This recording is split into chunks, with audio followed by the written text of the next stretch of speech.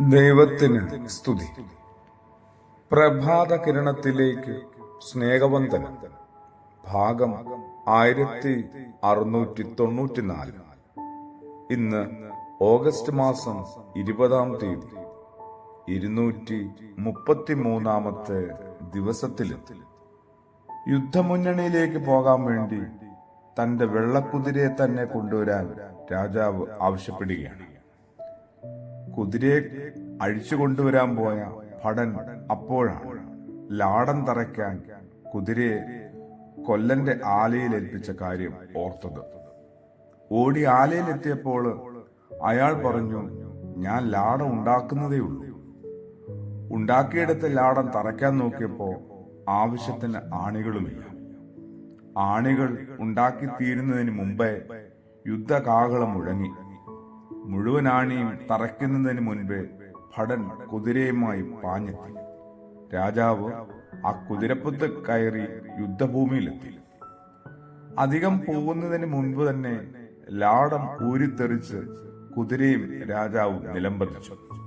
ആർക്കും രക്ഷിക്കാൻ കഴിയുന്നതിന് മുൻപേ ശത്രുക്കൾ രാജാവിനെ പിടിച്ചുകെട്ടിക്കൊണ്ടുപോയി.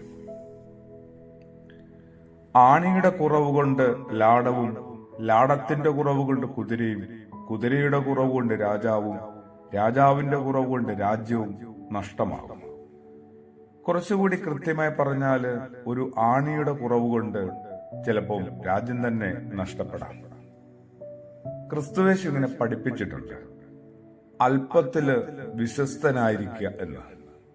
അങ്ങനെ അല്പത്തിൽ വിശ്വസ്തനായിരുന്ന ഗുണം കൊണ്ട് രക്ഷപ്പെട്ട ചില ദാസന്മാരുണ്ടെന്നും അവിടുന്ന് പറഞ്ഞിട്ടുണ്ട്.